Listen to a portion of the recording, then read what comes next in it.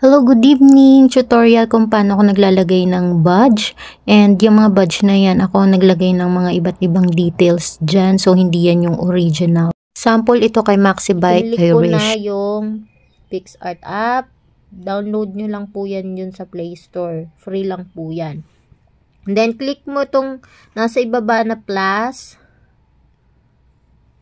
Yan. Okay. Na-click ko na, no? And then, next mo itong blank. Okay. Na-click ko na yung blank. And then, dito sa baba, nakita mo, ayan, no? Itong nililipat-lipat ko na yan. Yan. Hanapin mo dyan yung add photo. Ayan, no? Yung add photo. Click ko yan. So, pupunta tayo sa gallery. Yung badge na yan gawa na. So, hanapin mo na lang sa gallery yung badge mo. Itong isa, badge, at saka yung picture na ilalagay mo. O, dalawa. And then, click mo yung add sa taas. Okay. Then, i-drag mo tong tong badge. Lakihan mo na ng konti. I-drag mo dyan sa baba. Tapos, itong picture mo, lagay mo dito sa gitna. Tapos, ito na naman tayo dito sa baba. Basta nakatap dito sa picture mo, ha?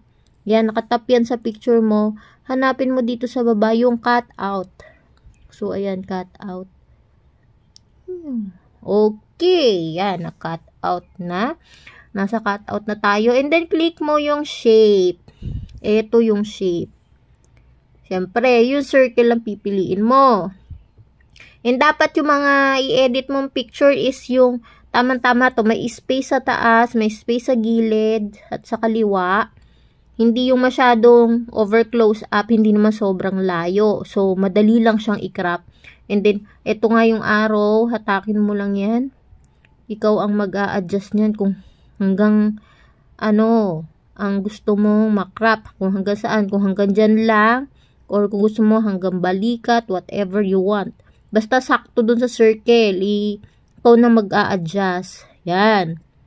And then, yan. And then, pagka okay na sa'yo yan, i-click mo tong check. O, ayan. Yan na yon. And then, i-zoom natin. Yan, zoom out natin. Baba natin ng konti. Yan. Next, dahil itong badge mo ay nasa ilalim ng picture mo, anong gagawin mo? Yan. Nakita mo tong parang papel dito sa taas, i-click mo lang yan, tapos i-move up mo, paakyatin mo lang. O, yan, nasa ibabaw na siya. Diba? O, yan, i-adjust mo na ngayon yung badge mo dun sa picture. Ayan yung arrow. Yan lang, hatakin mo lang yan, hanggang sumakto dun sa inner circle. Again, sa inner circle yung picture, hindi sa outer circle, ha. Yan, tignan mo kung pantay na. Kung sumakto ba siya, or may sobra. Tignan mo yung circle kung may lumagpas o wala. So, ayan. Dahil okay na siya. Diba? Sakto na. Okay na. And then, click na natin tong. Hindi. Yan. Okay na siya. Itap mo lang to sa side para mawala yung square. Yan. And then, click mo tong itaas. Yung arrow sa taas. Masisave na siya. Pindutin mo tong close.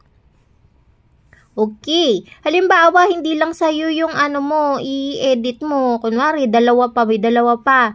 O, itap mo ulit yan. Ibaba mo itong mo, badge mo. Palitin mo muna. Baba mo. Tapos, itong picture mo, i-X mo lang yan, tanggalin mo lang yan. Tapos, punta ka ulit dito sa add photo. Kuhanin mo naman yung isang picture na lalagyan mo ng badge. Yun lang. Isang picture lang kasi may badge ka na dun sa PixArt. So, yun lang. Okay. Ngayon, nasa na to? Nasa gallery na yung sinave natin. Punta tayo sa gallery. So, ayan. Ito yung inedit natin. Ito. Ngayon, i-adjust mo siya. I-click mo yung edit dito sa mismong gallery mo.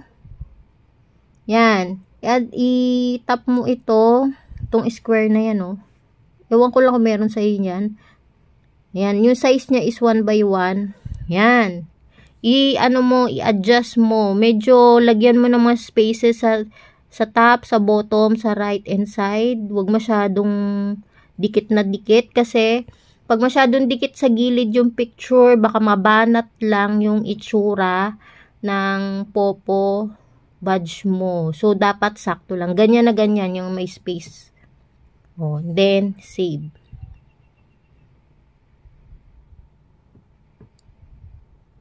So, yan. Yan nga, eto ngayon yung ipapasa mo doon sa mga nagpa-edit sa'yo ng badge. Okay, para ready na, ready to upload na. So, yun lang.